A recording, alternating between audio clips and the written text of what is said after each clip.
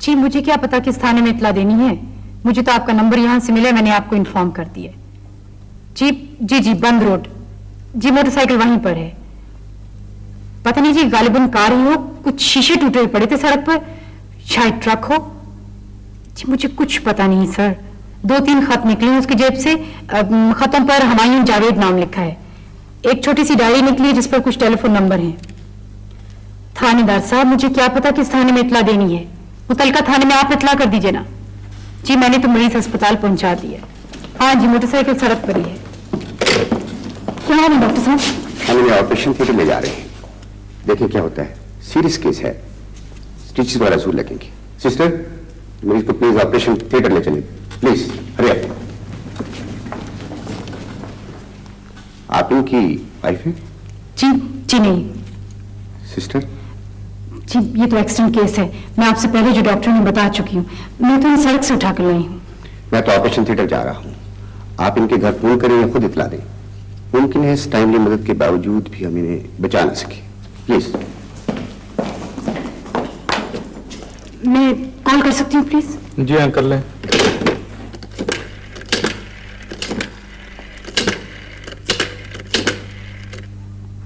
Hello hello जी, ये रवाज garden है, ये हाजी असलम यूसुफजई का मकान है।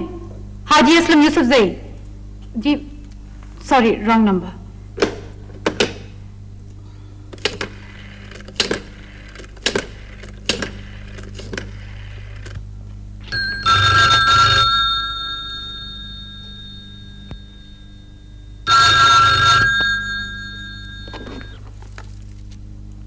जी नंबर ठीक है, मैं असलम यूसुफजई बोल रहा हूँ। हाजी साहब आपके लिए खराब न्यूज है।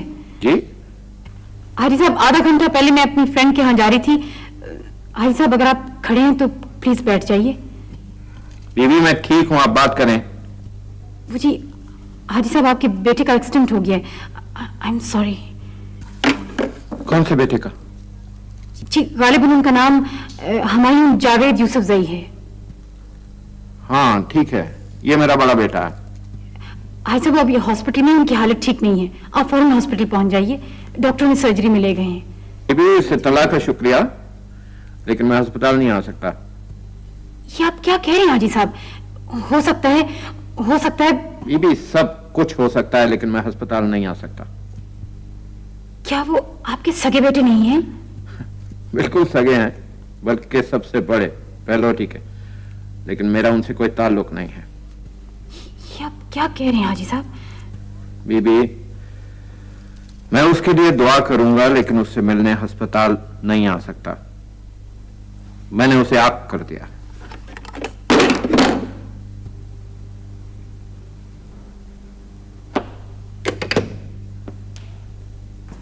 उससे ज्यादा चोट तो नहीं है? जी मैं तो सीधी आपकी तरफ आ रही हूँ, उन्हें सर्जरी में ले गए हैं। अगर आपके पास गाड़ी नहीं है तो मैं ले चलती हूँ आपको। बेटी मैं तो अब दरवाजे तक भी नहीं जा सकती, और अगर जा भी सकती तो अस्पताल जाने का इरादा न करती। या माँ होकर आपका बेटा यानी अगर उसने मुझे अस्पताल में देख लिया तो बहुत नाराज होगा। मैं उसे ज्यादा तकलीफ देना नहीं चाहती। लेकिन उसके साथ अस्पताल में कौन रहेगा, उसकी देखभाल कौन करेगा? जो सबकी देखभाल करता है उसकी भी वही देखभाल करेगा। ये एक माँ होकर आप ऐसी बातें कह रही हैं? अगर मैं इस शहर में किसी से ये कहूँ कि एक माँ बाप ऐसे भी हैं जो अपने बेटे को अस्पताल में भी मिलने नहीं जाना चाहते, कोई मानेगा? क्या शहर वाले इस बात पर यकीन करेंगे? यही तो अल्लाह की कुदरत है बेटी, कि वो तमाम ना मानने वाली बातें भी बिलाखिर मनवा कर ही रहता है। ये कैसे हो सकता है? एक माँ जिस बात का इल्म ना हो बेटा, उस पर इतनी शिद्दत से राय नहीं देते। तो आप ऐसा सोशल वर्क ना किया करें ना अम्मी। आज पूरे 10 दिन हो गए हैं शौकत साहब, पूरे 10 दिन मैं उनके साथ शॉपिंग करने जाती हूँ सारा दिन। कभी शाह आलमी, कभी सुए बाजार, कभी माल रोड, कभी अनारकली। टांगे टूट जाती हैं। और आपकी भाभी से कभी ये नहीं हुआ कि बानो बाजार की चाट ही खिला दे, कोई ठंडी बोतल ही पिला दे। मैं अपने हैंडबैग में केले उठाए फिरती हूँ। आप उसके साथ ना जाया करें शॉपिंग करने। फिर आपकी भाभी कहेंगी कि मेरी बेटी की शादी है, किसी को परवाह ही नहीं, कोई शॉपिंग करने भी साथ नहीं जाता। तो अम्मी आप चाची जान को बता दिया करें ना कि आप थक गई हैं, आप ज्यादा नहीं चल सकती। कल मैं पूरे 4 घंटे बैठी हूँ ज्वेलर्स की दुकान पर। अब मुझे पता है कि आखिर में इसका अजर क्या मिलना है। उल्टा कोई कसूर ही निकल आएगा मेरा। देखें, अगर आपको इतनी तकलीफ होती है तो आप उन्हें साफ साफ बता दें। बता थोड़ी सकती हूँ, मैं तो आपको बता रही हूँ शौकत साहब कि लोग कितने सेल्फिश होते हैं। जब मेरी सबा की शादी थी तो आपकी भाभी ने कभी पूछा तक नहीं, आराम से मेहंदी वाले दिन आ गई मुकाश वाली साड़ी पहनकर। हाँ, बस वो भाभी जी का मिजाज शुरू से ऐसा ही है कुछ।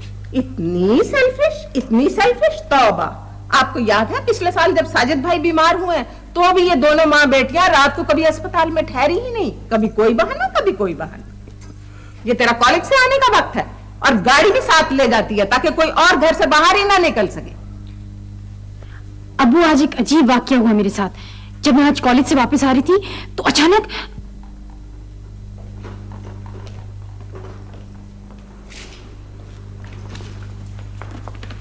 अस्सलाम वालेकुम डॉक्टर साहब। वालेकुम सलाम। कैसी तबीयत है हुमायूं साहब की? मेरे ख्याल में इन्हें ब्लड ट्रांसफ्यूजन की जरूरत होगी। शायद 1 बोतल, शायद ज्यादा। क्या मतलब? इनका ब्लड ग्रुप ए पॉजिटिव है। अगर हमें 1 घंटे तक ब्लड मिल जाए तो शायद हालात बेहतर हो जाएं। वरना कुछ नहीं कहा जा सकता, इसलिए कि ब्लड बहुत ज्यादा बह गया है। जी, मैं कोशिश करती हूँ, लेकिन मैं कैसे मान लूँ हाजी साहब? कैसे? कभी अखबार नहीं पढ़ती हो बेटा? रोज तो अखबार में खबरें छपती हैं। हम जैसे बदनसीब बाप रोज आग करते हैं औलाद को, समझ लो। अखबार के आंकनामे दुरुस्त होते हैं, लेकिन मेरा दिल गवाही देता है कि आप बहुत सॉफ्ट आदमी हैं। फिर आप कैसे इतने पत्थर दिल बिहेव कर रहे हैं? ऐसा ही लिखा था कि मैं आहिस्ता आहिस्ता पत्थर दिल बन जाऊं।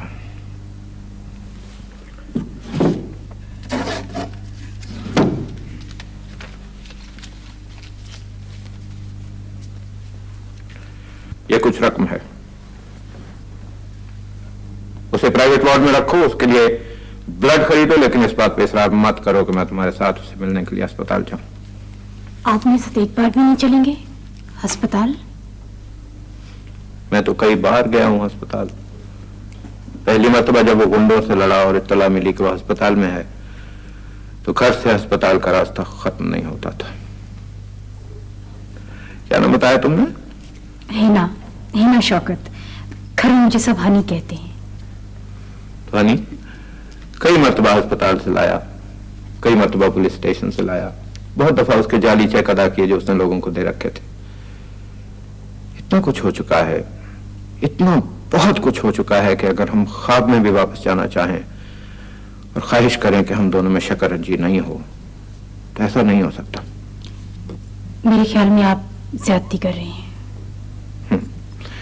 ये ज्यादती मैं उस पर नहीं, अपने आप पर कर रहा हूं। मैं बाप हूं, उसे मिलना चाहता हूं, लेकिन वो बाप को नहीं मिलना चाहता। फिर मुलाकात कैसे हो?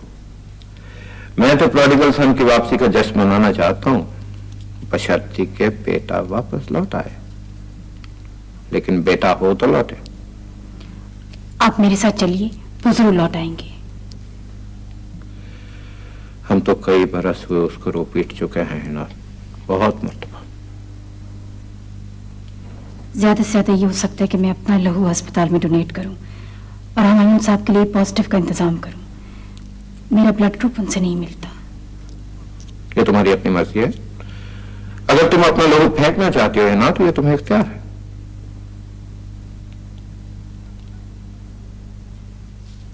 तुम पागल हो सरीन?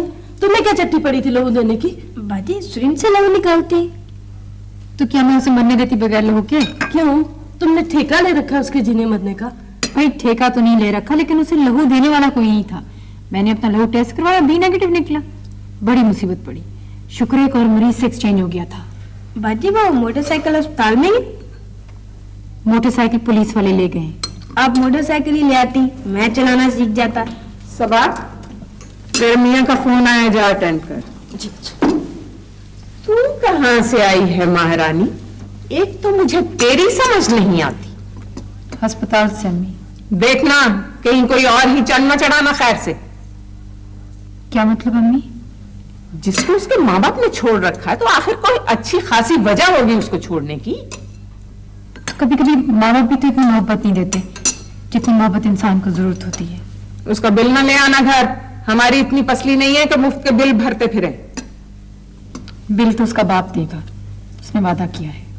फिर भी केयरफुल होना चाहिए ही ना। मेरी तरह खामखा लोगों की मदद करती फिरेगी तो आखिर में वही कुछ मिलेगा जो मुझे मिला। आपको क्या मिला अम्मी? ठींगा। इसका मतलब है कि आपको बिल्कुल शुभा भी नहीं किसी पर? मुझे तो कार का रंग भी नहीं याद, बस सब कुछ आनंद फानंद हो गया। आई एम सॉरी, मैं किसी और वक्त आ जाऊँ। कोई बात नहीं, कोई बात नहीं, हम लोग जा रहे हैं, आप तशरीफ रखिए। शुक्रिया। हमने तो आपका शुक्रिया भी अदा करना था कि पहले आप वकुआ से इन्हें उठा कर लें, फिर हमने इन्फॉर्म किया। कमाल है, मैं एक जख्मी को कैसे सड़क पे छोड़ के चली जाती। चले जाते हैं लोग बड़े आराम के साथ। वो लोग भी सच्चे, सारी लीगल इम्प्लीकेशन से डरते हैं, खामखा बकमक में शामिल नहीं होना चाहते। ये तो एक तरह से क्रिमिनल का साथ देना हुआ ना। जी हाँ, अमूमन आम लोग उन्हीं का साथ देते हैं। अच्छा मायूस साहब, हमें जा दी, खुदा हाफिज। माफ कीजिएगा, मैं उठ नहीं सकता। कोई बात नहीं, हम पूरी कोशिश करेंगे। शुक्रिया। खुदा। अब कैसी तबीयत है आपकी? आपकी मेहरबानी से अच्छा। सर में दर्द तो नहीं होता? जी नहीं। डिजीनेस? खाने के बाद थोड़ी थोड़ी। कोई दवाई में मिलानी हो तो बता दो। मुझे जब से होश आया है मैं एक बात ही सोच रहा हूं बस। क्या? अगर आप भी ना होती तो इस दुनिया में मेरा कौन था, मेरा क्या बनता। कमाल है, कोई और आ जाता, अल्लाह का बंदा। अजीब इत्तेफाक है, लेकिन मुझे कभी इत्तेफाक नहीं हुआ अल्लाह के बंदे से मिलने का। फल तो खत्म नहीं हुआ। मैं आपके एहसानात का बदला कैसे चुकाऊंगा? जो खिदमत आपने की है इसका सिला कैसे मुमकिन होगा? एहसानात का बदला कौन चाह रहे हैं मयून साहब? आप न चाहे, मेरा दिल तो चाहता है ना। क्या? कुछ नहीं। तो बेटे, सूफी साहब और उनके मुरीद जंगल में जा रहे थे। जंगल था बहुत घना, सांपों से भरा हुआ, अंधेरा। हाथी डुबाऊ घास में दोनों जा रहे थे कि क्या देखते हैं, एक तरफ आग लगी हुई है। दोनों ने मिलकर आग बुझाई। सूफी साहब ने? मुरीद भी था साथ उनके। अब जब आग बुझी, धुआं छटा, तो क्या देखते हैं कि एक सांप आग में झुलसा हुआ नीम जान तड़प रहा है।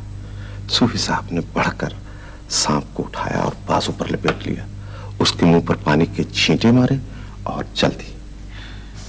सांप को बाजू पे लपेट लिया? तो और क्या, आग को लपेट लेते। एक तो तू सुनती नहीं है कभी। सुन तो रही हूं अब्बू। तो सूफी साहब के मुरीद ने मना किया, समझाया कि हजरत ये सांप है, इसे यहीं छोड़ दें।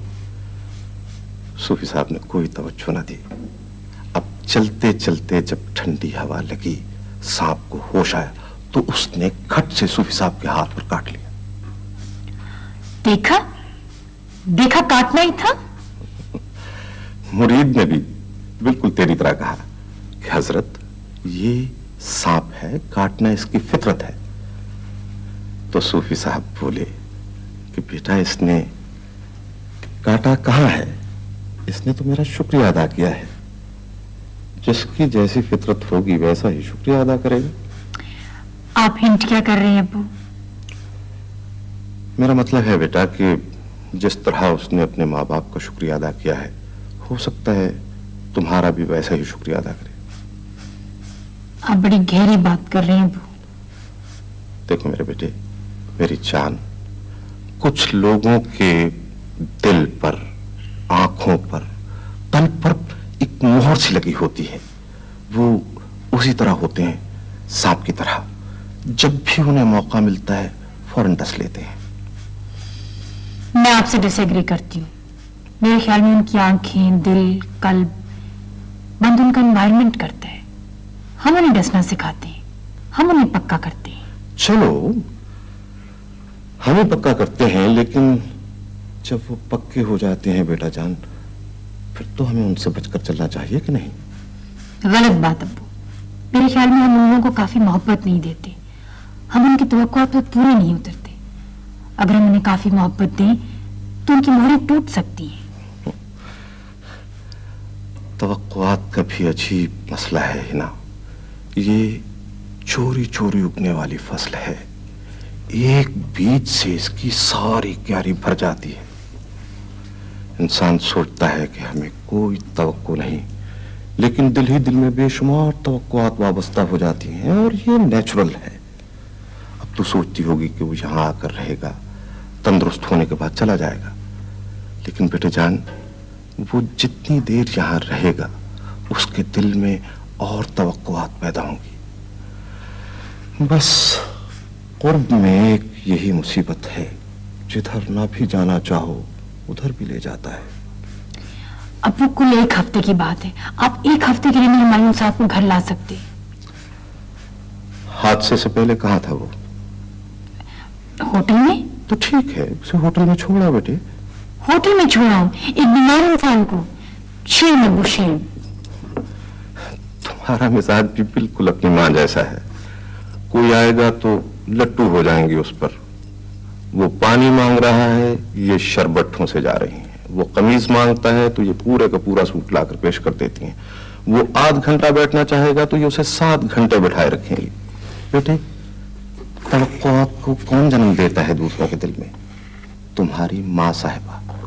और जब वो इनको अच्छी तरह राइट करने लगता है तो फिर रोती हैं, शौकत साहब मैंने देखिए उसके लिए ये किया, मैंने उसके लिए वो किया। भाई किसने कहा था ये सब कुछ करने के लिए? नौकरियां दिलाती फिरती हैं, सिफारिशें करती फिरती हैं, फिर वही रोना। लोग मेरा उल्लू बनाते हैं, लोग कितने सेल्फिश हो गए हैं।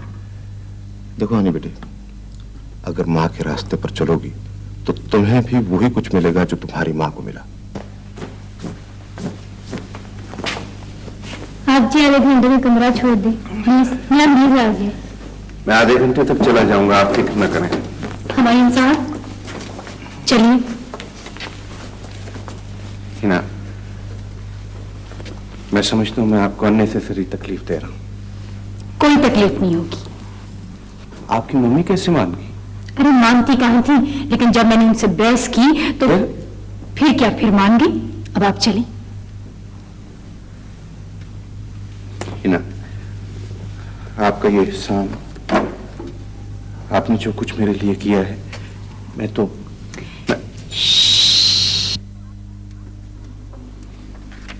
आपको याद है कि भूल गया, स्कूल के रास्ते से कुत्ता उठा लाई थी, खारिश ज़दा, कीड़ों से भरा हुआ। उसे नहलाया धुलाया, बुरश किया, तगड़ा किया और वो रातों रात भाग गया। फिर अब इसको उठा लाइए अस्पताल से।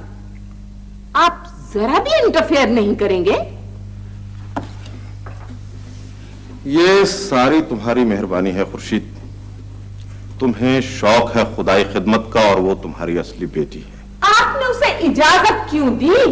आखिर रिश्तेदार मिलने वाले पूछेंगे तो? पहली बात कि मैंने इजाजत नहीं दी, दूसरी बात कि कुल 1 हफ्ते की बात है, और तीसरी बात कि रिश्तेदार होते ही इसलिए हैं कि बातें करें। वो जो कुछ भी करती है ना, आपकी शय पर करती है, वरना उसका क्या काम कि सड़क से कोई आदमी पकड़ कर ले आए घर। आपने उसे ये सारी आजादी दे रखी। ये तुम भी जो कुछ करती हो मेरी ही शय पर करती हो। मैं तो कभी भी किसी आदमी को पकड़ कर नहीं लाई घर अस्पताल से। वैसे तुम्हारी भी अच्छी खासी केस हिस्ट्री है खुर्शीद। मुझे तो कोई सारी उम्र समझा ही नहीं। अब इसमें मेरा क्या कसूर? गालबन उसे भी कोई नहीं समझ सकेगा। तुम लोगों को समझने का किसी ने ठेका ले रखा है क्या? अब ये बताएं होगा क्या? कुछ तो बताएं ना। बर्दाश्त करें शराफत के साथ, और ये ऊंची ऊंची बोलकर कि ये धरे पे पानी मत फिरें।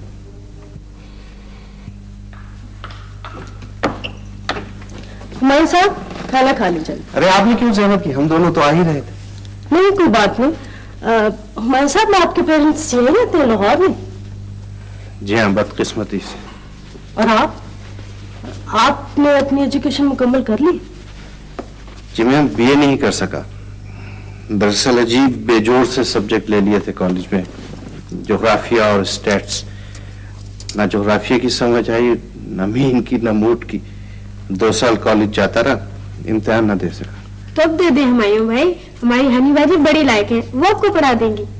अरे भाई, हनी बाजी तो लायक है, लेकिन हम पढ़ने वाले लायक नहीं ना। तो कारोबार तो करते होंगे आप कोई? जहाँ एक आरा लगाया था ये शहतीर वगैरह चीरने का, उसमें बड़ा नुकसान हुआ। फिर प्लास्टिक का काम शुरू किया, ये ट्रे, प्यालियां, बाल्टियां। लेकिन जिन साहब के साथ कारोबार किया था वो बाद में उस पर काबिज हो गए। फाइल कवर भी बनाए थे हुमायूं भाई? हाँ भाई, फाइल कवर भी, बड़े खूबसूरत फाइल कवर। पेन बॉक्स भी? पेन बॉक्स भी। तो अब कहाँ है वो सब? वो सारा सामान वो साहब ले गए ना। चले आए, खाना खा ले चल। हाँ भाई चलिए।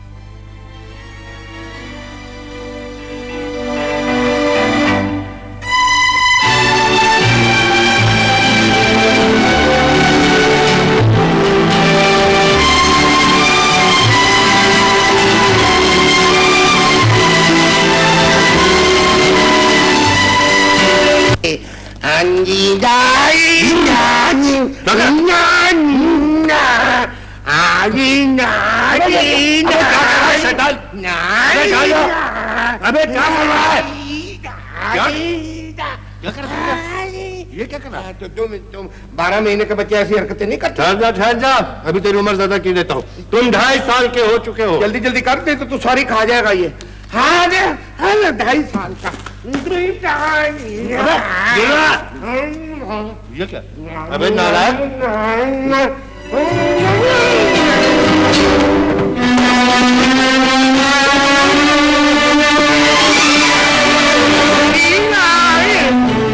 साल के बच्चे ऐसे हरकतें नहीं करते। ये इंसान के बच्चे करते हैं, शैतान के बच्चे करते हैं।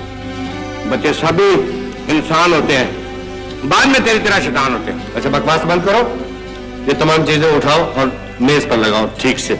यार अलन, ये तो मुझे क्या उल्टे सीधे काम पकड़ा देता है। अबे काम में उल्टा सीधा नहीं है भाई, बहुत सीधा काम है ये।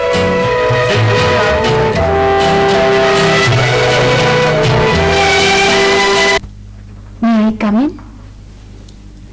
आइए आइए। कोई नई थ्योरी बना रही हैं आप? अरे नहीं, थ्योरी क्या बनाऊंगा। तो फिर इतना सीरियस मुंह क्यों बना रखा है? अगर मुझे मालूम होता कि मेरे लिए यहां से जाना इतना मुश्किल होगा तो मैं यहां आने की गलती कभी न करता। आप कुछ दिन और रुक जाइए ना, अब तो सब आपको पसंद करने लग गए हैं, बाजी भी। वो तो ठीक है, लेकिन कब तक बैठा रहूंगा अनइनवाइटेड गेस्ट बनकर? कब तक? कब तक हनी? आप हमें मिलने आया करना हुमायूं। मुझे ऐसा लगता है नहीं जैसे मैं यहां से दूर जाकर जिंदा नहीं रह सकूंगा। जिस तरह आबशार के करीब उगने वाले एवरग्रीन पर अगर हमेशा फुहारना पड़ती रहे तो वो जिंदा नहीं रहते। हुमायूं साहब, क्या बात है? मेरी समझ में नहीं आता हनी कि मैं आपके एहसानात का बदला कैसे चुकाऊंगा,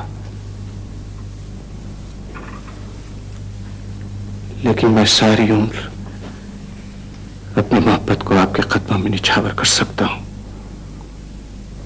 मैं अपनी जिंदगी के एक एक लम्हे को आपके लिए वक्फ जरूर कर सकता हूं।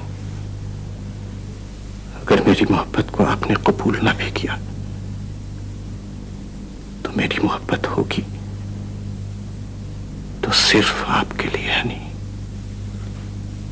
ये आप सब कुछ शायद शुक्रगुजारी के तौर पर कह रही हैं। नहीं हनी, शुक्रगुजार तो मैं कभी अपने माँ बाप का भी नहीं हुआ।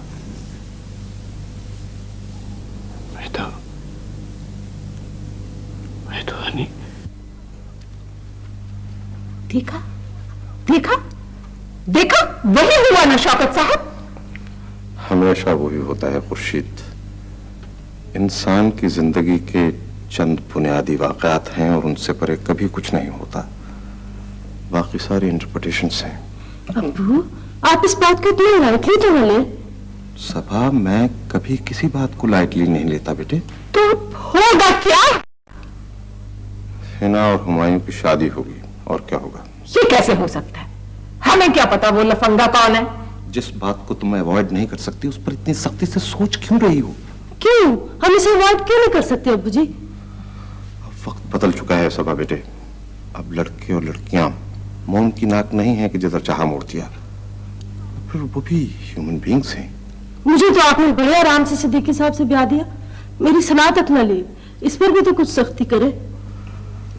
हर बच्चे को पालते वक्त बेटे बाप की सख्ती कुछ फीसद कम होती चली जाती है।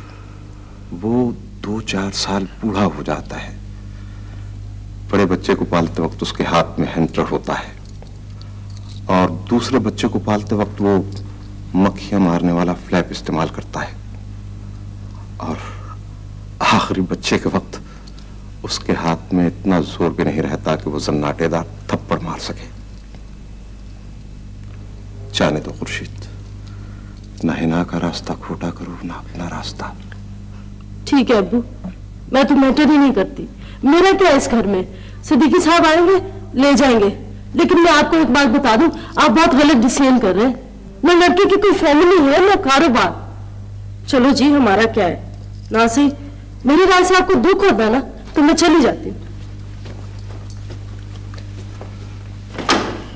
मान जाओ खुर्शीद, मान जाओ। देखो, मान जाओ कि बुढ़ापे के वक्त आदमी अपनी इज्जत महफूज करने के लिए सिर्फ यही तरीका इस्तेमाल करता है कि बच्चों को तरबियत देने के बजाय उनकी बात मान ले।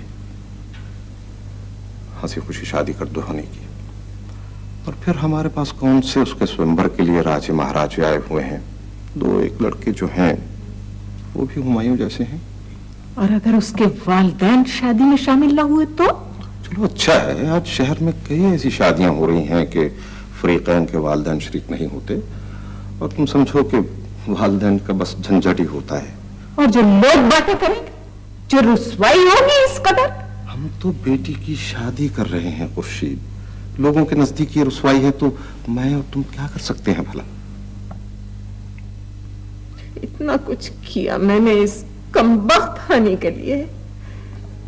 छोटी सी थी जब इसे टाइफाइड हुआ, 21 दिन रात में बराबर जागती रही।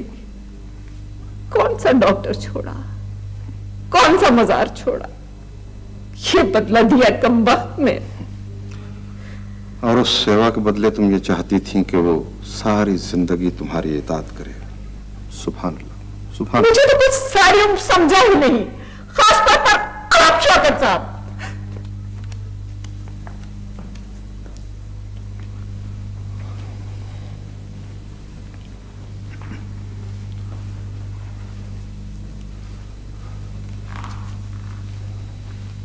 Thank you. पता नहीं क्या बात है हिना, मैंने तेरी खातिर ये कदम उठाया तो है,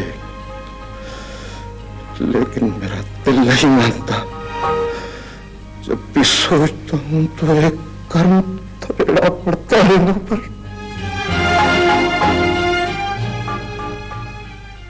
हुमायूं, उठिए प्लीज। क्यों उठना है मेरे जान? इंटरव्यू है आपका।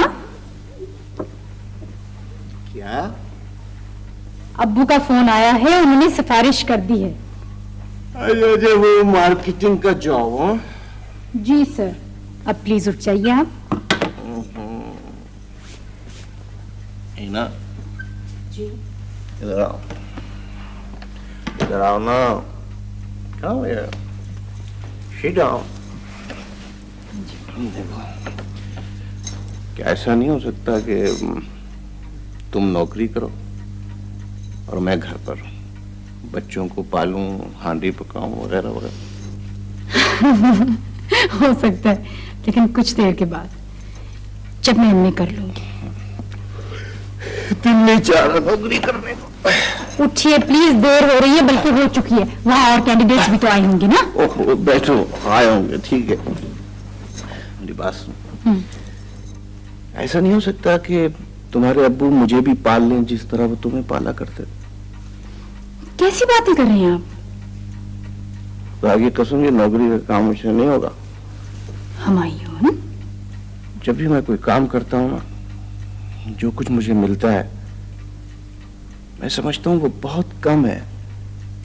I am throwing my self away for so little.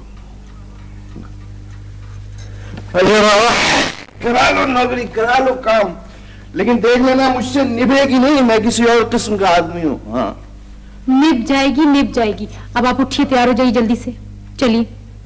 कैसे निभ जाएगी? कितनी अच्छी हो तुम, कितनी उम्दा हो, कितनी नाइस हो। चलो कहीं ऐसी जगह चलकर रहते हैं जहां दरख्तों पर फल लगते हो, ये घरदारी उरदारी का चक्कर ना हो। चलेंगे चलेंगे। अब आप तैयार हो जाइए। मैं तैयार हो ही जाता हूँ।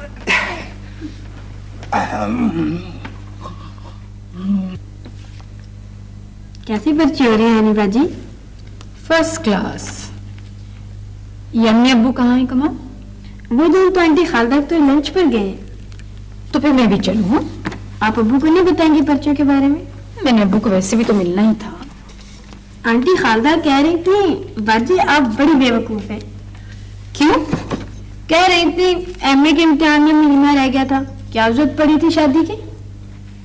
आप इसको समझ में नहीं आई, महीना ठहर भी सकते थे, है ना? ये जो अपनी आंटी खालदा है, हनी बाजी ऐसे क्यों बातें करती हैं?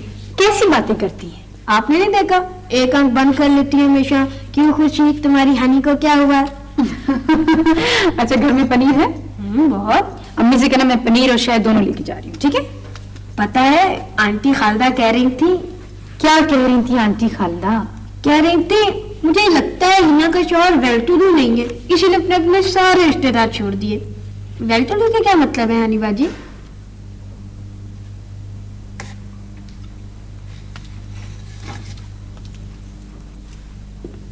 हर चौथे दिन तेरी डिमांड बढ़ जाती है हनी। चलो हमारे पास है देने को, लेकिन इस तरह तेरे दूसरे बहन भाइयों की हक तलफी होती है। कुछ तो ख्याल कर। मेरा रिजल्ट निकल आएगा तो मैं नौकरी कर लूंगी अम्मी। एक बार तूने नौकरी कर ली तो तेरे हुमायूं ने सारी उम्र तिनका नहीं तोड़ना। बैठा रहेगा घर पर कॉफी पीता, बातें बनाता टके टके की। और क्या? वो नौकरी नहीं कर रही, लेकिन ये तीसरी नौकरी है कि नहीं? आखिर हमें कुछ कंडीशंस ऑफ वर्क भी तो देखनी पड़ती हैं। और ये भी देखना पड़ता है कि आदमी साबित कदमी से तंगी तुर्शी में रहकर करियर बनाता है। जब मेरी शादी हुई थी तो तेरे अब्बू को 212 रुपए मिलते थे सिर्फ, और मेरी 2 नंदे भी रहती थी साथ। वो सस्ते जमाने थे अम्मी। सस्ते जमाने नहीं थे, हम लोग किफायत से चलते थे। आइसक्रीमें नहीं खाते फिरते थे रोज रोज। अच्छा अम्मी, मैं चलती हूँ। इसीलिए हम तेरी तरफ नहीं आते। क्या है, कोई खुशी थोड़ा ही होती है तेरे हालात देखकर। एक बार समझाया था, 2 बार समझाया था, तेरा दिल खुद करता था दोज़ख में घुसने को। मेरा भी दिल यहाँ आने को नहीं करता, मजबूरी ले आती है तो आ जाती हूँ। खुदा हाफिज़। हनी, जी अम्मी।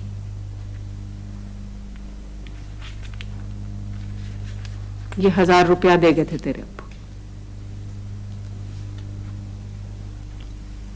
शुक्रिया अम्मी, मैं ना लेती, लेकिन अपने शौहर को मजबूत आदमी बना है ना, इस तरह तो वो सारी उम्र तेरा बोझ नहीं उठाएगा।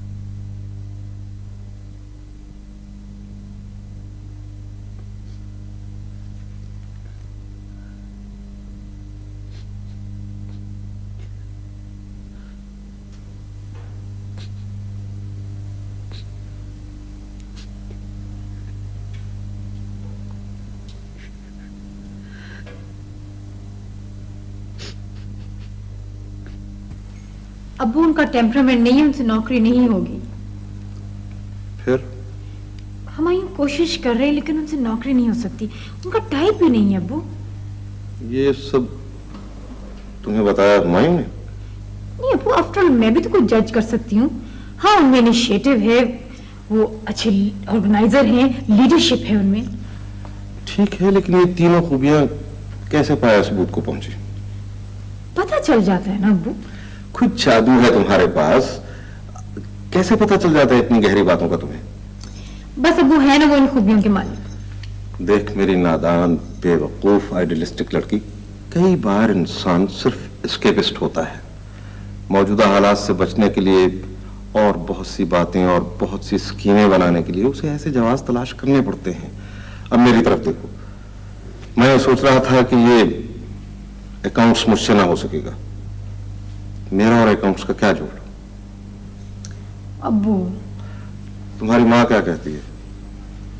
अम्मी से तो बात करना मुश्किल है, वो तो पुराने रजिस्टर निकाल के बैठ जाती हैं। फलां वक्त मैंने तुम्हारे लिए ये किया तो उसके जवाब ने तुम्हें ये किया, फलां वक्त मैंने तुम्हारे लिए ये किया तो उसके बदले में तुम्हारा रवैया ये था।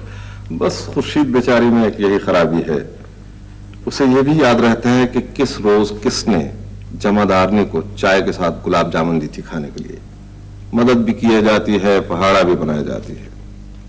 फिर अब्बू फिर है ना, हाँ अगर वो बिजनेस करें तो सक्सेसफुल हो सकते हैं। मेरा दिल गवाही देता है। तेरा दिल तो अच्छी ही गवाही देता होगा ही ना बेटे, लेकिन हमेशा दिल की बात मानने वाले भी मैंने खुश नहीं देखे। अब वो अगर लाख 1.5 लाख इन्वेस्ट हो जाए।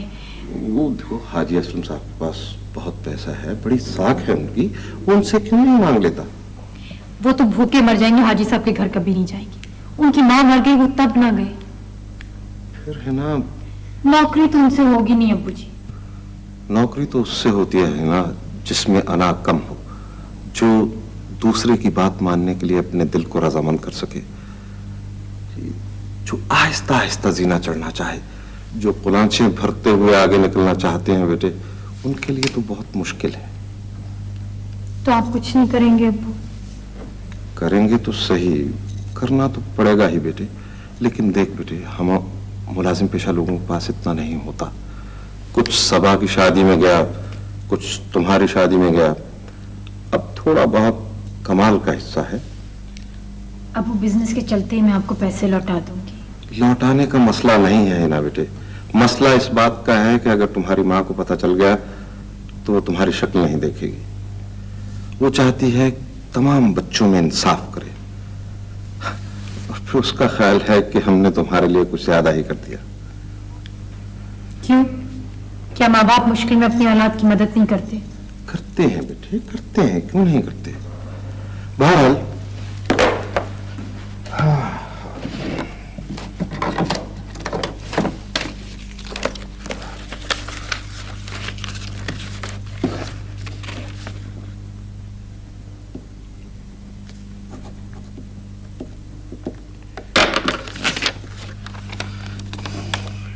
1,20,000। हिना, ये मेरी सारी उम्र की कमाई है।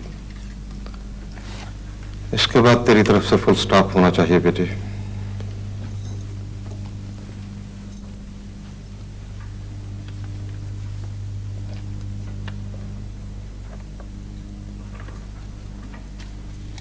ऐसी घुन्नी कमबख्त मुझसे बात भी नहीं की।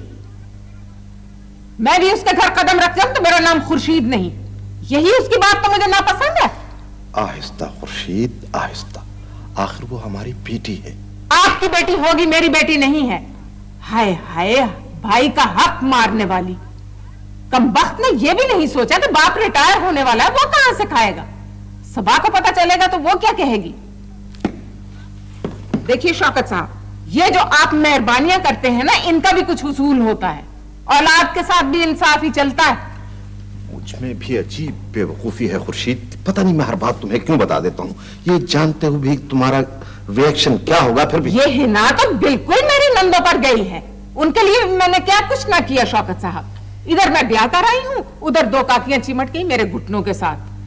अरे भाई, ये कौन है? ये तुम्हारी नंदे हैं, बिन मां की बच्चियां। इनसे प्यार करना, उन्हें पाला पोसा बड़ा किया। क्या मिला? क्या सिला दिया उन कमबख्तों ने? हमेशा डस के रही। गालबन तुम्हें खुर्शीद किसी से सिला मिल ही नहीं सकता, कभी मिला ही नहीं।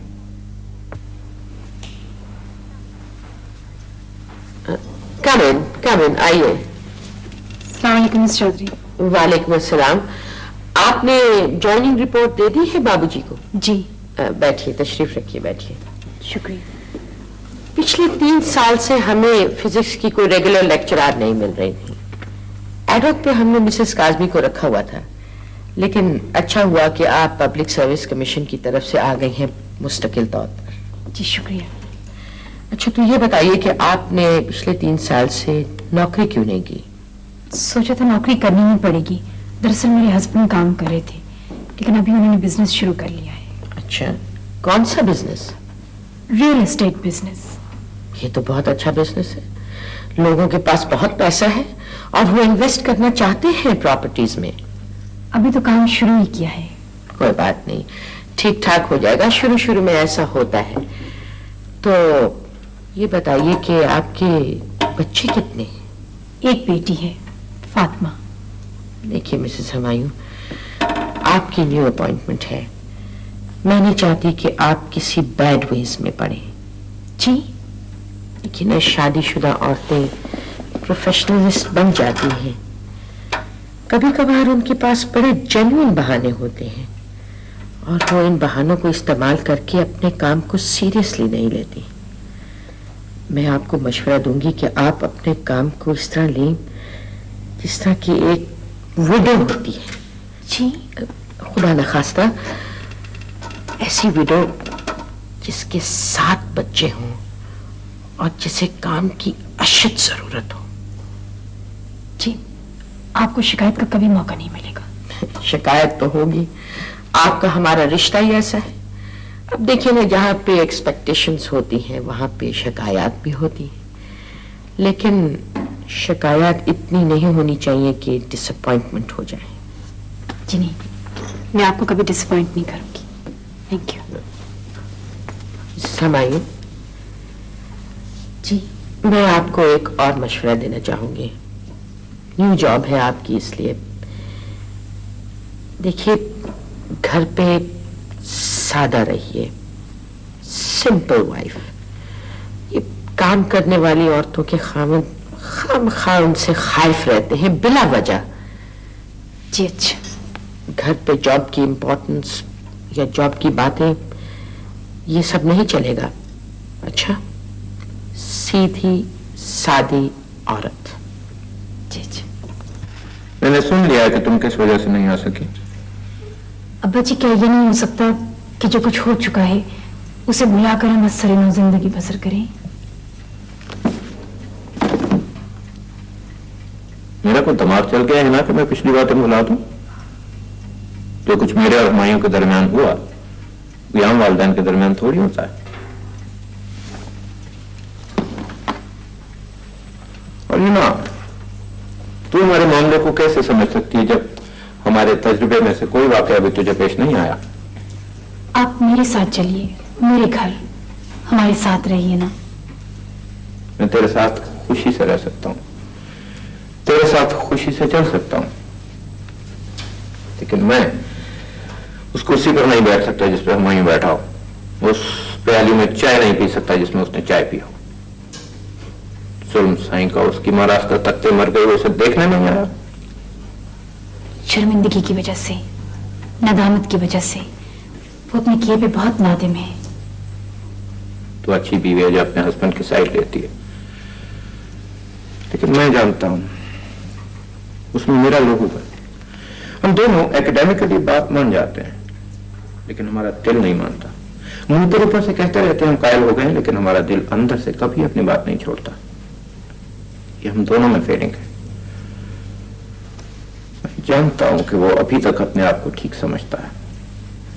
अगर वो अपने किए पर दिल से नादिम होता, खुद आता, तुझे ना भेजता।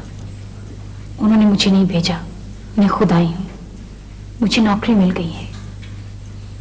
लेकिन फिर भी मैं तुम्हारे साथ कैसे रह सकता हूं? हाँ, अगर वो मुझे लेने के लिए आ जाए तो फिर मैं उसके साथ चला जाऊं, लेकिन है ना, तो खामखा खप रही है। देख बेटे, जिस रोज उसने और उसके ग्रुप ने पहली मर्तबा कार चुराई थी, कार चुराई थी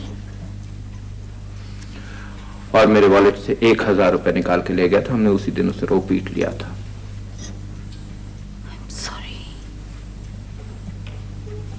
वो और उसके 3 दोस्त पता नहीं कहां कार को लिए फिरे, फिर बागी के करीब छोड़ दी जाके। अरे किस किस बात पे सॉरी करोगी? जमानतें उसकी कराई, जाली वीजा उसको बनवा के दिया कि जर्मनी जाके कोई काम ही कर ले, लेकिन नहीं, कई चेक अदा किए उसके, फॉल्स चेक्स। उसका दिलो दिमाग,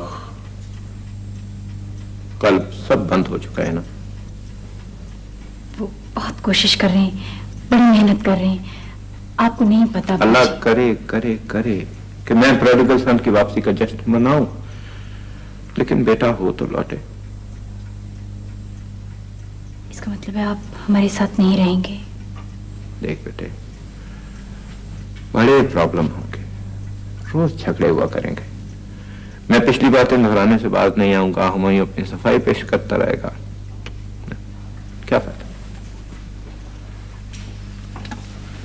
बेटा फातिमा, फातिमा बेटे आज चाम को लो दादा अब्बू को, चाम को लो। वालेकुम अस्सलाम। अल्लाह करे तू अपनी मां पर जाए। क्या नाम है हमारी बेटी का? फातिमा। ये कितना प्यारा नाम है हमारी फातिमा का, शाबाश।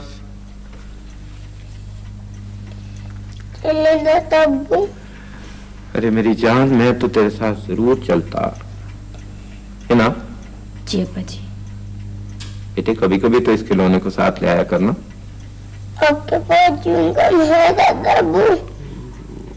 ऐसे नहीं मांगते। मांगते हैं तो चुप रहना। है दादा अब्बू? नहीं बेटे, च्युइंगम तो नहीं है। आपके पास बैलून है दादा अब्बू? अरे बेटे, मैं इतने बलून तुझे ला के दूंगा, कमरा भर जाएगा। आपके पास कुछ भी नहीं है दादा अब्बू? नहीं, ये है, ये ले। ये तो बहुत एक्सपेंसिव पेन है अब्बा जी। अरे हमारी पोती कुछ कम एक्सपेंसिव है। हाँ, क्या बनाएगी मेरी बेटी? ये इसके ऊपर तस्वीर बना, बड़ी प्यारी अच्छी। हाँ? As I was discussing with you the addition of vectors by rectangular components, let V1 and V2 be two vectors which are represented in direction and magnitude by line OA and OB.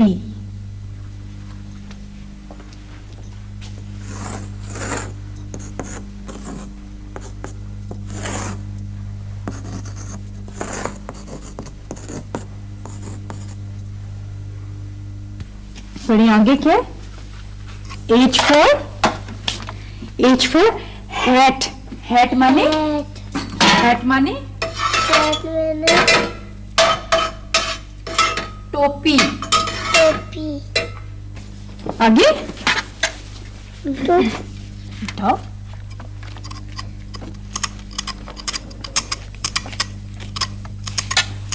ठीक है। ये P for peacock. P for peacock. Peacock.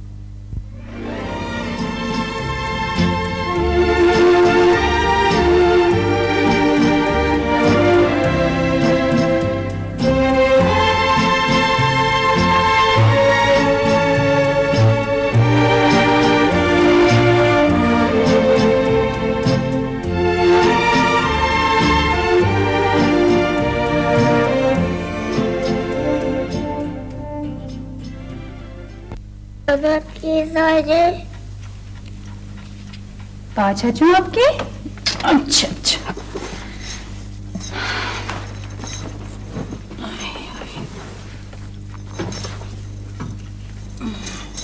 जी बेटे। आप कहानी सुन। कहानी सुनाऊं? अभी मैंने इतना काम करना है, खाना भी पकाना है कल के लिए। इतना सारा काम मैं कैसे करूंगी कहानी सुनाऊंगी तो?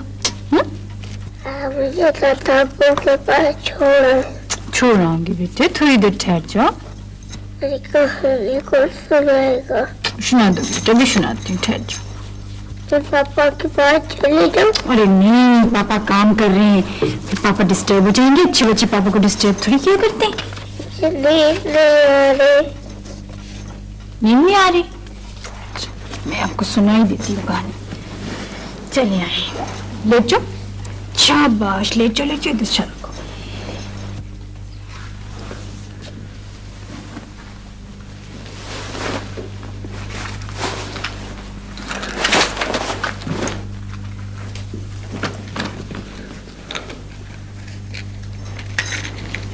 चाय बनाओ?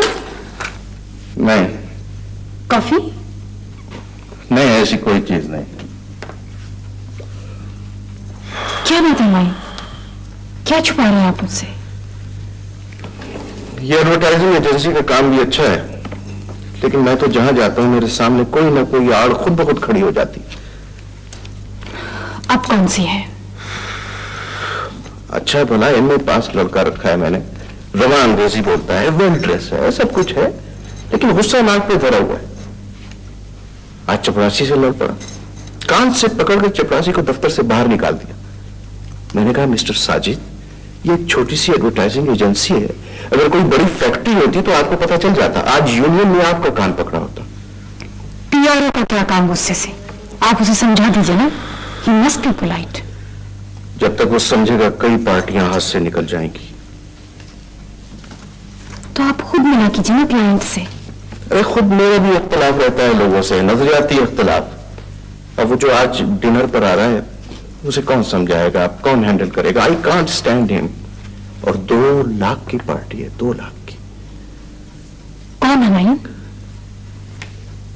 वो है एक मिस्टर इम्तियाज शेरवानी। अखबार, रिसाले, रेडियो, न्यूज साइन, सब कुछ, सारा काम एक ठेके में मिल सकता है। तो आप उसे कन्विंस कीजिए कि आप जैसी फिल्में कोई नहीं बना सकता।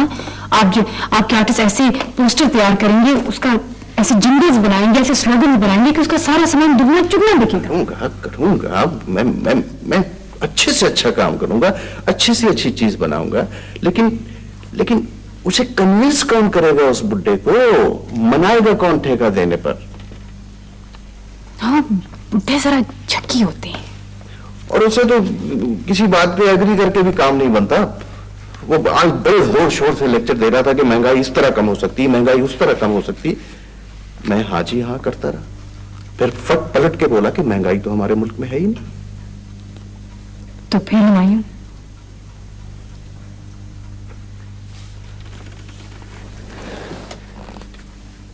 अगर तुम मेरे साथ चली चलती तो? मैं मायूं? हाँ, ना बुढ़े को पैम्पर करने के लिए।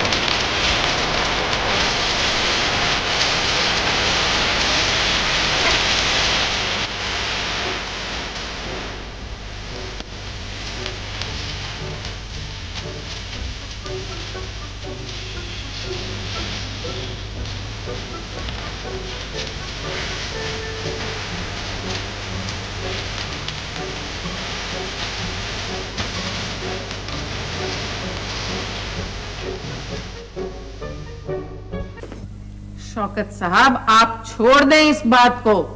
औलाद जब अपने पैरों पर खड़ी हो जाती है तो उसको भी भूल जाता है कि उसके माँ बाप ने उनके लिए क्या क्या पापड़ बेले। कितनी महंगाई हो गई, कितनी डिमांडिंग हो गई है जिंदगी।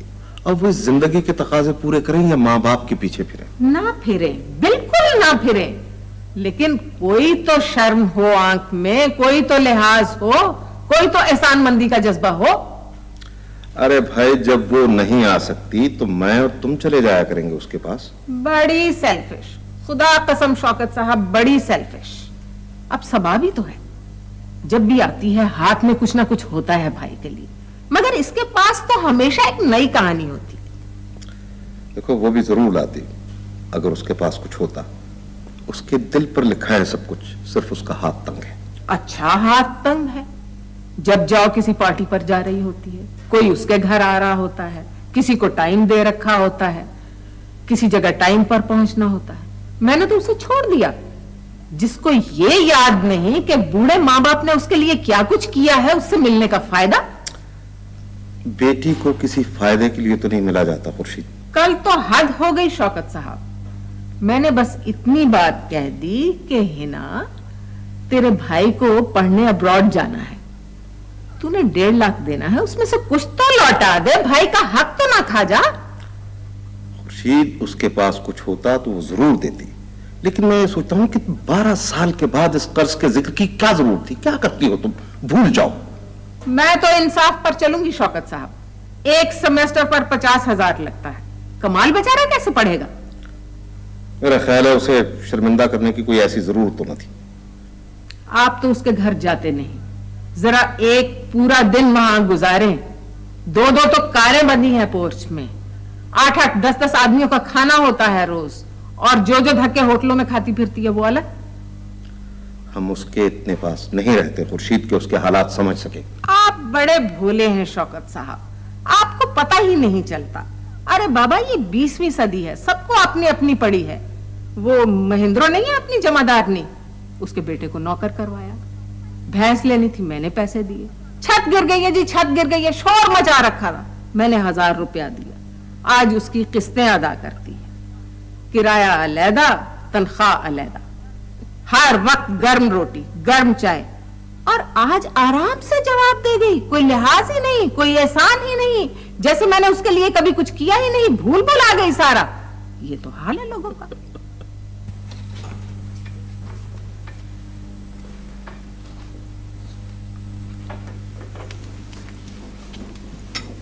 एज यूजुअल लेट मामा। भाई, इम्तिहानों में तो इतना काम बढ़ जाता है। जरा पानी डाल फातिमा। एक वो ड्रामा मेरे सर डाल दिया उन्होंने। मैंने इतनी दफा समझाया मुझसे नहीं होगा, लेकिन सब कहने लगी स्टाफ मीटिंग में आप ही को करना होगा। As you like it. मामा, आप ड्यूट बनी थी ना एज यू लाइक इट में? बनी थी अपनी यूथ में, लेकिन अब तो मैं इतना थक गई हूँ, इतना थक गई हूँ, यूं लगता है जैसे मेरी उम्र 80 साल की हो। आमतौर पर हमारे यहाँ मशरिक में 40 के करीब औरत खत्म हो जाती है। वाकई भी मैं तो अब बूढ़ी हो गई। हाय, कहाँ मामा, मेरी मामा तो इतनी खूबसूरत, इतनी चार्मिंग है, पता है सारा कॉलेज प्रेस करता है आपकी। अगर मैं अपना सर डाई ना करूं तो सारा पोल खुल जाए मेरी स्मार्टनेस का। तकरीबन सारा सर तो सफेद है। आप ठीक हैं भाई? हाँ, मैं तो बिल्कुल ठीक हूँ। मुझे यूं लगता है जैसे मुझे काफी स्लीप नहीं मिलती।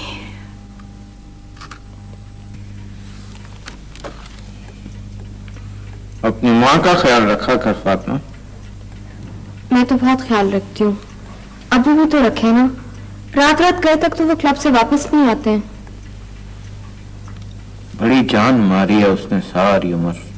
अब कौन सा कम है, सुबह कॉलेज, शाम को सोशल लाइफ। अम्मी अब कहती है मैं तो कंबल छोड़ती हूँ, कंबल मुझे नहीं छोड़ता। मैं तो कहती हूँ छोड़ दें इन सब चीजों को, रिजाइन कर दें। अरे हनी बेटे, थोड़ी देर तो यहाँ आराम कर लिया कर। ये कोई तेरे हुमायूं का घर थोड़ी है कि सारा दिन काम करती रहती है। पता नहीं अब्बा जी, कुछ इंटरेस्ट नहीं रहा।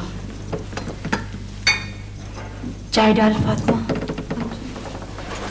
मैं बड़ी कोशिश करती हूँ काम में दिलचस्पी हो, नहीं पैदा होती। मैं कहती हूँ घर ही में कुछ इंटरेस्ट हो जाए, पता नहीं। बेटे तो हफ्ते 2 हफ्ते के लिए कहीं चले जाना था ना। मैं भी यही कहती हूँ दादा अब्बा। मामा यू नीड अ चेंज। आप ऐसा करें कि बैंकॉक चली जाए, वहां पे रिवर के वाई की सैर करें। बड़े सफर किए, अंग्रेजी के भी उर्दू के भी, लेकिन हर जगह इंसान अपना आप भी तो साथ ले जाता है। काश इसे छोड़कर चले जाया करे अपने थके हुए वजूद को, फिर ही कहीं रिफ्रेश हो सकता है। हनी बेटे अपना चेकअप कराओ। गई थी अब्बा जी डॉक्टर अंदलीब के पास। वो कहती हैं nothing is wrong with you physically.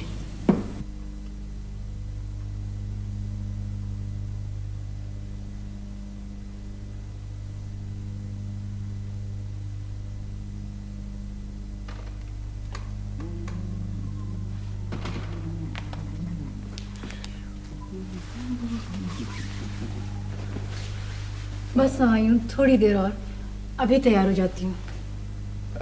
तुम रहने दो ही ना, ऐसे ही आज एम्बेरसमेंट होगी।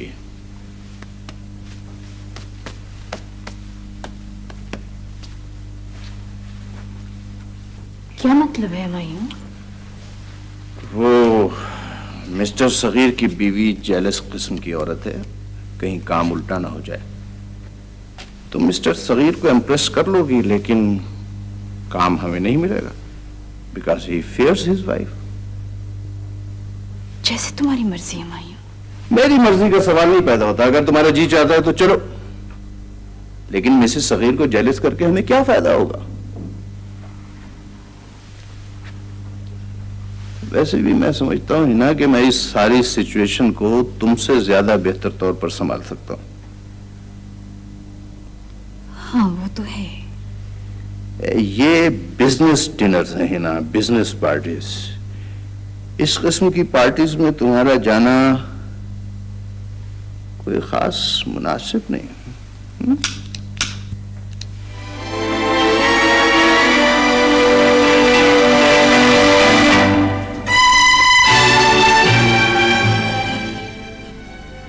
हाँ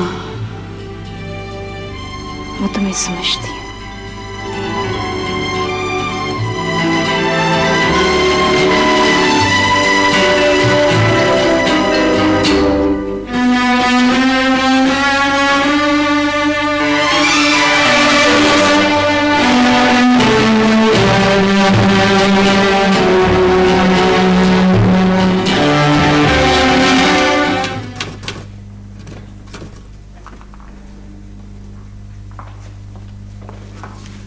एक्सक्यूज मी, आप अंदर नहीं जा सकती? क्यों? अंदर मीटिंग हो रही है, ऑर्डर नहीं है जाने का। तुम कौन हो? मैं नई सेक्रेटरी हूँ। जानती हो मैं कौन हूँ? जी नहीं। मैं मिसेस हमायूं हूँ।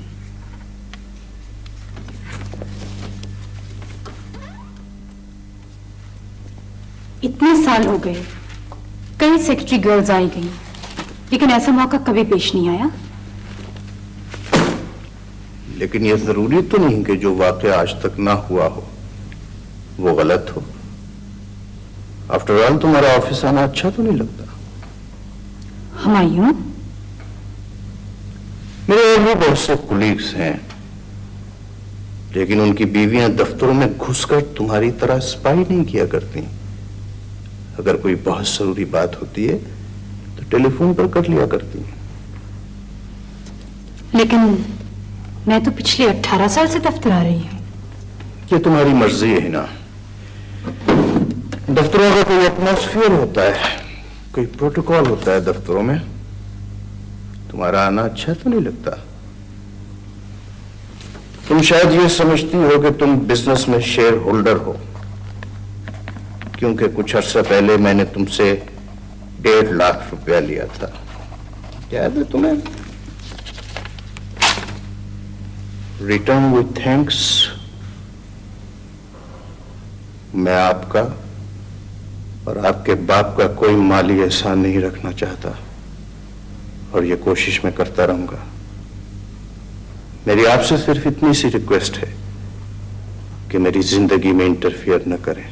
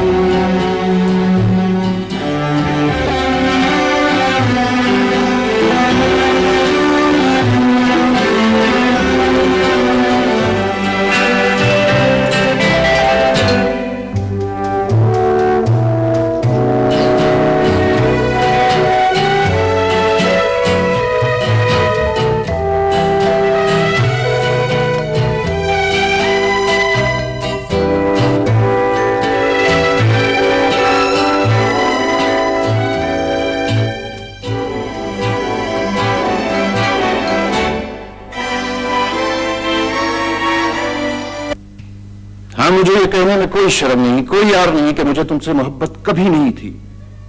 मैंने हमेशा तुमसे नफरत की। मुझे तुमसे, तुम्हारे चेहरे से, तुम्हारी हर चीज से नफरत थी, सिर्फ नफरत। और इस नफरत के इजहार में तुमने इतने साल इंतजार किया? क्योंकि मैं कमजोर था ही ना। मैं उस शाख को काटना ना चाहता था जिस पर मेरा सारा बोझ था। मैंने जिंदगी के 18 साल तुम्हारे साथ किस तरह गुजारे हैं इसका तुम अंदाजा नहीं कर सकती। किसी ऐसे शख्स के साथ जिससे नफरत हो जिंदगी के 18 साल गुजारने। पहले तो सब ठीक था, हुमायूं तलत के आने से पहले शायद सब ठीक चल रहा था। हम कभी भी ठीक नहीं थे हिना। मेरी एहसानमंदी और तुम्हारी कम नजरी की वजह से यह मुखालता हुआ। मैं इस अजाब में और जिंदा नहीं रह सकूंगा। मैं एहसान फरामोश कहलवाना पसंद करूंगा, लेकिन इस दोज़ख में नहीं रहूंगा। तुमने मजबूत होते ही मेरे हाथ को टस लिया। क्या मतलब है तुम्हारा? कोई मतलब नहीं, बड़ी पुरानी बात है। मेरे और उसके दरमियान कोई एहसान का रिश्ता नहीं। हम दोनों आजाद हैं मोहब्बत करने के लिए।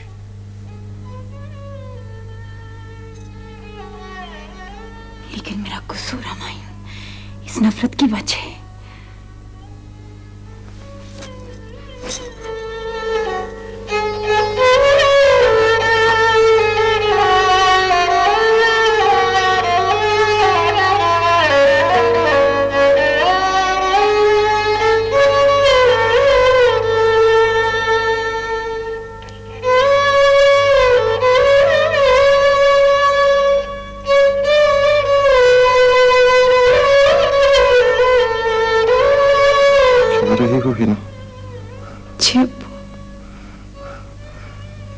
क्या बात है बेटे?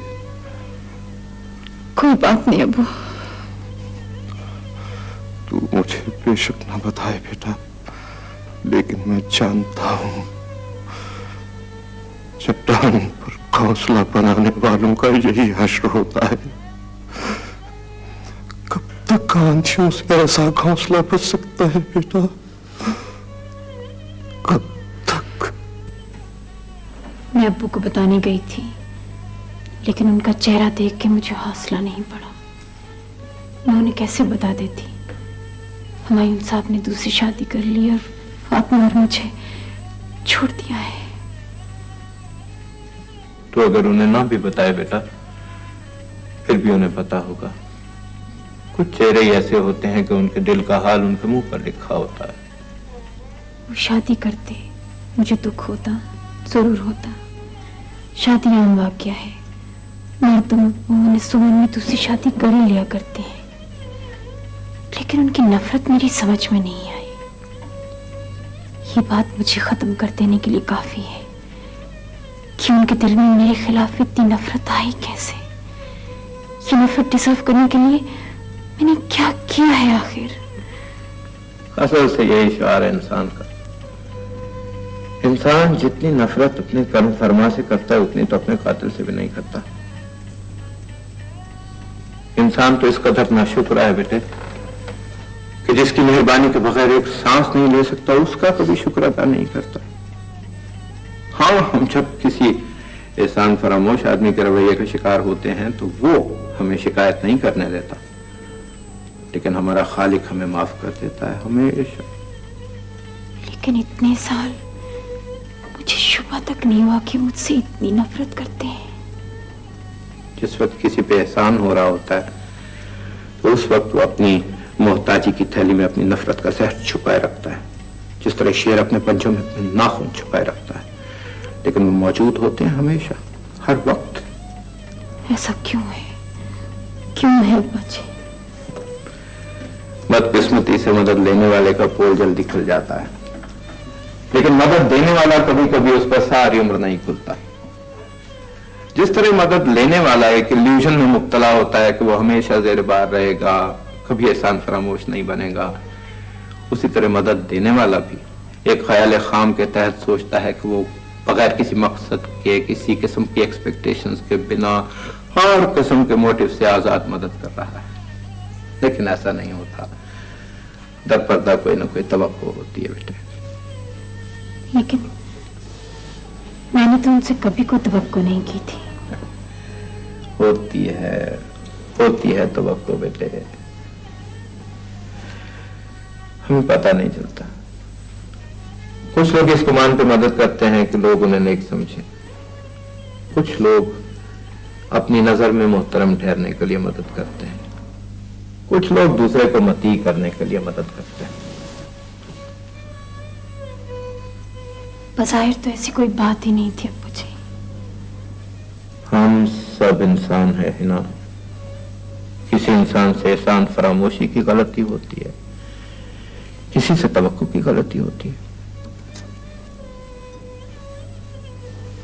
जब से मैं हुमायूं से जुदा हुआ हूं, हर रोज इस बारे में सोचता हूं। एकेडमिकली मैं जानता हूं कि हम दोनों की गलती थी, लेकिन मेरा जी चाहता है मैं उसके पास जाऊं और उसे कहूं कि तुझसे आस लगाकर मैंने अपना बुढ़ापा बर्बाद किया। लेकिन इस बात को रियलाइज करने के बावजूद मैं उसके पास जा नहीं सकता। मुझे मालूम है वो भी इस बात को जानता होगा, लेकिन हम दोनों के दरमियान आना हायल है, इतराफ नहीं करने देती। आप मुझसे क्या हंसते बचे?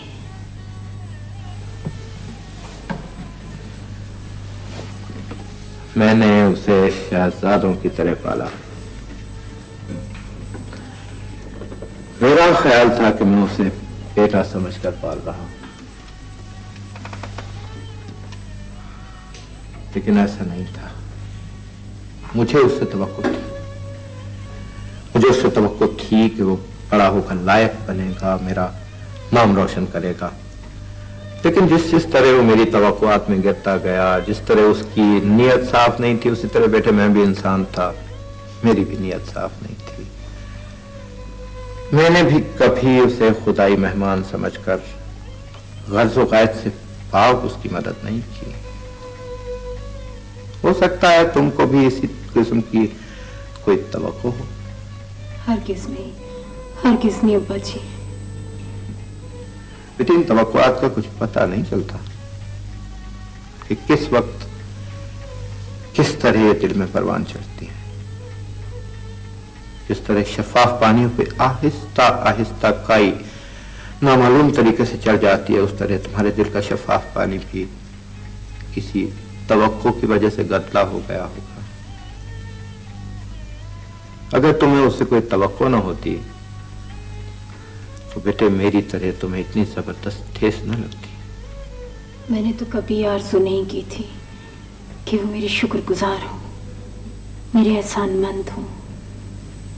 कुछ लोग फसल नहीं मांगते, सारी जमीन अपने नाम करवाना चाहते हैं। तुमने भी उसे खरीदना चाहा होगा, हुमायूं की मां की तरह तुमने भी उसकी मोहब्बत खरीदना चाहिए होगी। मुझे तो सिर्फ इतना शौक था कि मेरा बेटा लायक बने। उसे तो यह भी ख्वाहिश थी कि वो सारी उम्र उसके साथ मोहब्बत करता रहे। तुमको भी किसी लम्हे, किसी घड़ी ऐसी ही तवक्को ने शिकार कर लिया होगा बेटे। मोहब्बत की आरज़ू तो नेचुरल है, खासकर हमारे रिश्ते में। और बेटे ये सारा बुखेरा भी तो नेचुरल होने से ही पड़ता है। तो क्या इंसान कभी किसी की मदद ना करे, उसे मरने दे लेकिन जान ना बचाए, दर दर भटकने दे लेकिन हाथ ना पकड़े? तुम्हारी तरह मैं भी समझता था कि बेटे की इतनी खिदमत हो रही है तो नेचुरल है कि वो बाप की अताअत करे, उसकी मर्जी के मुताबिक जिंदगी बसर करे। लेकिन बेटे अब मैं समझ गया हूं, ऐसी मोहब्बत गर्ज़ व ग़ायत से पाक नहीं होती। ऐसी मदद देकर इंसान अपने आप को बिल्ड कर रहा होता है, दूसरे की मदद नहीं कर रहा होता, अपनी मदद कर रहा होता है, अपनी ख्वाहिशात पूरी कर रहा होता है। तो अब मैं क्या करूं अब्बा जी? मेरी तो समझ में यह नहीं आया कि मैं अब क्या करूं। मैं अपनी कमजोरी समझ गया हूं लेकिन अमल नहीं कर सकता। मैं खुद तो कभी गर्ज़ व ग़ायत से पाक नहीं रह सकता बेटे, लेकिन मैंने ऐसे लोग देखे हैं जिनकी मदद गर्ज़ व ग़ायत से पाक होती है, जो नेकी करके दरिया में डाल देते हैं, जिन्हें कोई तवक्को नहीं होती, शुक्रिया के दो बोल भी दरकार नहीं होते। ऐसे लोगों की नेकी की मनफी असरात मुरतब नहीं होते। उनकी नेकी तो ऐसे होती है जैसे बादलों में से बारिश दरख्तों पर गिरी और मिट्टी में जज्ब होकर रह गई, ऐसे के निशान भी बाकी ना रहा। कुछ तो तशफ़्फ़ी की बात करें पूछे। मेरे तेरे लिए तसल्ली कहां बेटे, हमारे पांव में तो अनाथ की जंजीरें हैं, दिल पर तवक्कुआत की काई छाई है, ख्वाहिशात के जाले ने सारा मंजिल धुंधला दिया है। बेटे अगर हम गर्ज़ व ग़ायत से पाक मदद कर सकते तो आज हमारा ये हाल होता। इस तरह जहन्नम की आग में जल रहे होते हैं।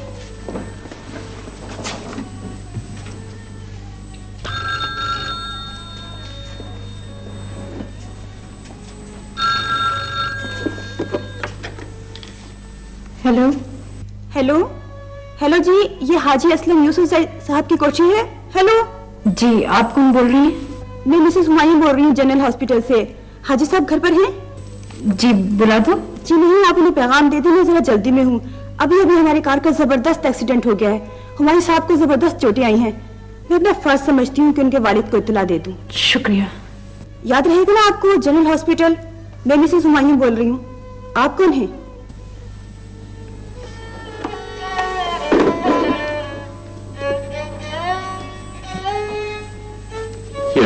क्यों गुलाब किया बेटा?